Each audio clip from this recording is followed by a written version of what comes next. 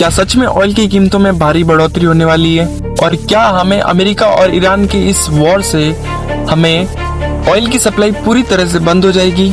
और ऑयल की कीमतों में कितनी बढ़ोतरी हो सकती है, आइए इस बारे में बात करते हैं। तो ईरान के बारे में बात करूं उससे पहले मैं ये बता दूं, ब्रेंट क्रूड जो कि एक कच्चा तेल आता है, वह तेल दुनिया के ज्यादातर देश इन देशों से इंपोर्ट करते हैं और इस एक बैरल की कीमत 10 फरवरी में $67 प्रति बैरल थी और इस एक बैरल में लगभग 159 लीटर कच्चा तेल आता है और आज इस एक बैरल की कीमत लगभग $90 के आसपास पहुंचने वाली है। तो हम बात करते हैं ईरान वॉर से इस ऑयल की प्राइसेस क्यों बढ़ी। ईरान मिडिल ईस्ट दुनिया का सबसे बड़ा ऑयल प्रोडक्शन वाला देश है और ईरान जिस जगह पर स्थित है वह एक ग्लोबल एनर्जी सप्लाई के लिए बहुत ही ज्यादा इम्पोर्टेंट है, क्योंकि यहाँ पर मौजूद है स्ट्रेट ऑफ हॉर्मुज़। ये एक ऐसा समुद्री रास्ता है जिससे दुनिया का लगभग 20% से भी ज्यादा शिप्स यहाँ से गुजरते हैं। लेकिन इस ईरान वॉर के चलते अमेरिका की सबमरीन ने श्रीलंका के दक्षिण तट पर यानी हिंद महासागर में ईरान के चल रहे आईरस देना पर अटैक कर देता है, जिससे उनके 80 से ज्यादा जवान मारे जाते हैं और ship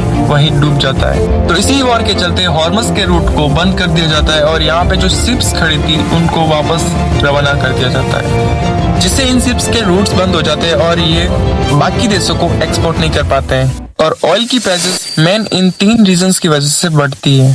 first, tankers route disturb. Strait of Hormuz का रास्ता बंद होने के कारण कोई भी शिप्स यहाँ से आ जा नहीं सकेगी, जिससे ऑयल्स की शॉर्टेज बनी रहेगी, जिससे प्राइसेस बढ़ने के बहुत ज्यादा चांस है। सेकंड आता है ऑयल इंफ्रास्ट्रक्चर अटैक, जिससे ईरान, इराक, इजराइल और कुवैत और इजिप्ट जैसे देश जो मिडिल ईस्ट में आते हैं, इनकी फैक्ट्रीज और रिफाइनरीज पर अटैक हुए, जिससे प्रोडक्शन का रिस्क बढ़ा हुआ है। थर्ड आता है हमारा सप्लाई स्टॉक। जिन देशों के शिप्स स्ट्रेट ऑफ हॉर्मुज़ से गुजरते थे उनको अपना स्टॉक कम करना पड़ेगा, यानी प्रोडक्शन कम करना पड़ेगा, क्योंकि शिप्स के जो रूट्स होते थे वो बंद हो चुके हैं और इन सब में भारी नुकसान होने वाले देश है सऊदी अरेबिया, कुवैत, ओमान और बाकी जो गल्फ कंट्रीज है वो आती है। अब हम बात करते हैं इंडिया पर इसका क्या असर पड़ेगा।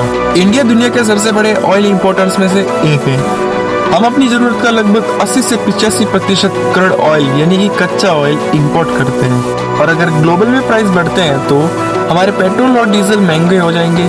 ट्रांसपोर्टेशन वाले व्हीकल, टैक्सी, कार, बस, इन सब की कॉस्ट बढ़ सकती है यानी किराया, और कहीं न कहीं हमारे फूड प्राइसेस पर भी इम्पैक्ट आना शुरू हो जाएगा। और यही चलता रहा तो हमारे इन्फ्लेशन यानी कि महंगाई भी बढ़ना शुरू हो जाएगी। और अगर ये वॉर ऐसे ही चलती रही तो हमारे एक्सपर्ट्स का कहना है कि अगर ऑयल प्राइसेस 100 से ऊपर चले जाते हैं तो इसका सीधा असर इंडिया की इकोनॉमी पे पड़ेगा। और इन ऑयल की प्राइस बढ़ने से सिर्फ पेट्रोल पंप ही नहीं बल्कि पूरी इकोनॉमी इफेक्ट होना शुरू हो जाएगी। एग्जाम्पल के लिए एयरलाइंस जो भी कंपनीज हैं उनको नुकसान होना शुरू हो जाएगा और ट्रांसपोर्टेशन कंपनीज की कॉस्ट बढ़ना शुरू हो जाएगी। जो मैन्युफैक्चरिंग इंडस्ट्रीज जो आती है उनकी भी कॉस्ट बढ़ना शुरू हो जाएगी। लेकिन कुछ सेक्टर्स ऐसे हैं जिनको फायदा होता है। जो ऑयल एक्सप्लोरेशन कंपनीज होती है जैसे कि हिंदुस्तान ऑयल्स, उनके और एनर्जी सेक्टर्स के जो स्टॉक्स हैं उन स्टॉक्स के प्राइस बढ़ना शुरू हो जाएंगे। तो हम आसान भाषा में बात करें तो ईरान वॉर सिर्फ एक देश के लिए खतरा नहीं बल्कि पूरी दुनिया के लिए महंगाई और इकोनॉमी पर खतरा मंडा सकता है। और ये ऐसे ही लंबे समय तक चलता रहा तो आने वाले महीनों में ऑयल की प्राइसेस बहुत ज्यादा बढ़ जाएगी और इसके साथ ट्रांसपोर्टेशन और इसके बाद फिर तो इन्फ्लेशन का बढ़ना है ही है। तो आने वाले में समय में पता चलेगा कि ईरान वॉर शांत होता है या फिर ग्लोबल एनर्जी क्राइसिस शुरू हो जाता है।